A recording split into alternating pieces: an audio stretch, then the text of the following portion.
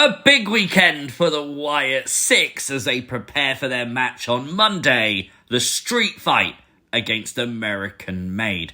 Now, it's a big weekend because they've been teasing the minute Smackdown ended, the minute literally I put up things you might have missed, the Wyatt Sicks putting out a tweet last night. I hear you. It shall be done.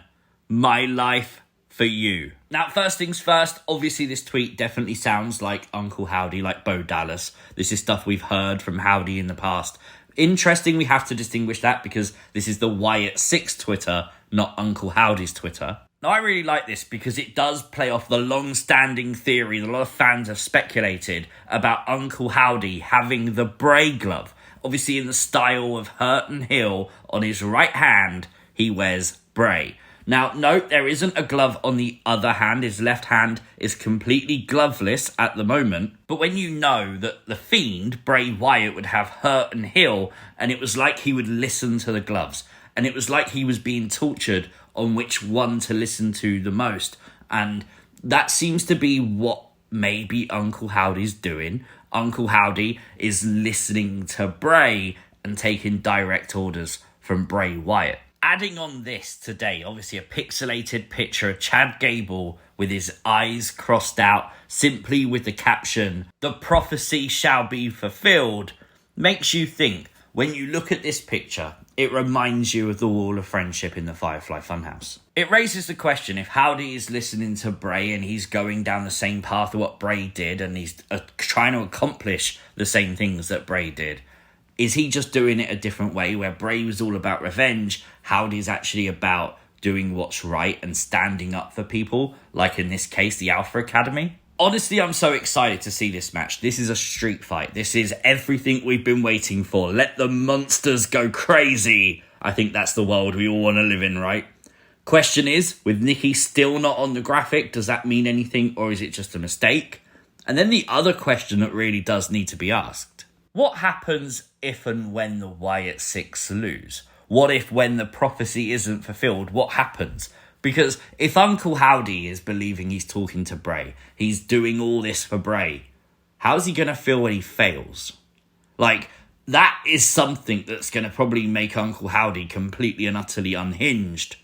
And I think that's going to be very interesting to see. Now, I don't know if Wyatt Sicks are going to lose this match or not, but that loss has to happen eventually. This is wrestling, and I think that's a big question to ask. Well, that takes place on Monday's Raw, and there's a huge week ahead for WWE, with Raw on Monday, NXT on Tuesday, and Smackdown Friday. There's a lot to look forward to, and we're going to try and preview as much of that as possible right now. Now, obviously, we start with a street fight on Monday. I wouldn't be shocked if this was the main event. Just have to wait and see. The women's tag team titles are on the line. Obviously, Bianca and Jade defending against Alba and Isla. Now, I do wonder if Damage Control will get involved here, and potentially maybe even a return of Asuka or Dakota Kai. We crown a number one contender for the Intercontinental Championship. This is going to be a good match, isn't it? I can't wait for this. Also, Jey Uso is my prediction to win, but let me know your thoughts in the comments down below. And the return of the Hitman, as Bret Hitman Hart is set to return to WWE on Raw in Calgary. And he's actually been rumoured for a segment with Gunther. What is going to happen there? I don't think Bret's going to take a bump, but Bret Hart, Sami Zayn standing tall in Canada? That probably sounds likely, doesn't it? A stacked NXT on Tuesday as well, as Trick Williams will battle Pete Dunne. Last man standing, with the winner getting a shot at Ethan Page and the NXT Championship.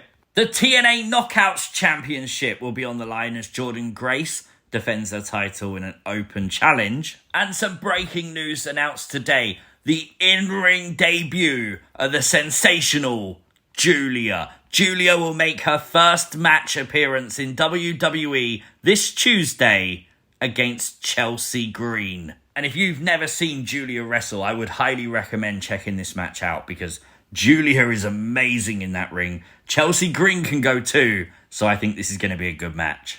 And if after NXT you're not ready to go to bed just yet, maybe there's something you want to watch afterwards, and USA Network might just have that. For the first time ever, the Bray Wyatt Becoming Immortal documentary will air on television on USA Network immediately following NXT. Genuinely such a cool thing to do, to tie this in with WWE Week, to pay respect to Bray Wyatt at the same time as allowing fans and people who may not know wrestling, who may not know Bray, who may not have seen this documentary yet on Peacock, giving them the opportunity to watch it and learn about the man behind the character. That's perfect, isn't it? Then we skip to Friday and Smackdown, and a big week is rounded off with Andrade versus Carmelo Hayes Part 5. They should potentially end their feud. Obviously, we're going to have Kevin Owens having a mystery tag team partner. I'm going to assume this is the return of SmackDown of Randy Orton. I just think logically that makes the most sense. Now he's lost to Gunther, he's not on Raw.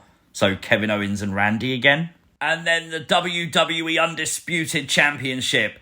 In a steel cage, Cody Rhodes defends against Solo Sikoa. I can't wait. The stipulation really did add a lot of hype to this, don't lie. It totally did. The $1 trillion question, though, will Roman Reigns return? I think logically it makes the most sense for the OTC to return here. Obviously, this match will likely be the main event. The final moments of the match, the final minutes of the first show on USA Network, having the return of Roman Reigns standing tall. I think that sounds right, doesn't it?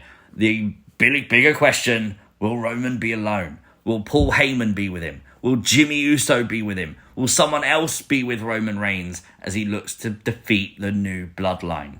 It's going to be a big week. We also know SmackDown has a new logo, obviously advertised by the USA Network. A lot of people wondering if this means we get a new stage design or something. We'll have to just wait and see. But let's round off this video with some contract news, as it was revealed this week that WWE Hall of Famer Jaqueline Moore has signed a new Legends contract with WWE. A Legends contract doesn't mean they'll make appearances. They can do, but it doesn't mean they will. It means that they'll get like action figures, can be put in like the video games and stuff like that. Fightful Select this week revealed Shayna Baszler has re-signed a new WWE deal. And today, they announced that Cedric Alexander, a former member of the Hurt Business, has re-signed a multi-year deal with WWE. Cedric at the moment currently on NXT, at the moment paired up alongside Javon Evans. So there's some WWE news you might have missed. Let me know your thoughts, your theories, and your comments in that comment section down below. If you are new to the channel, hit that subscribe button. Turn on notifications. You don't want to miss any uploads.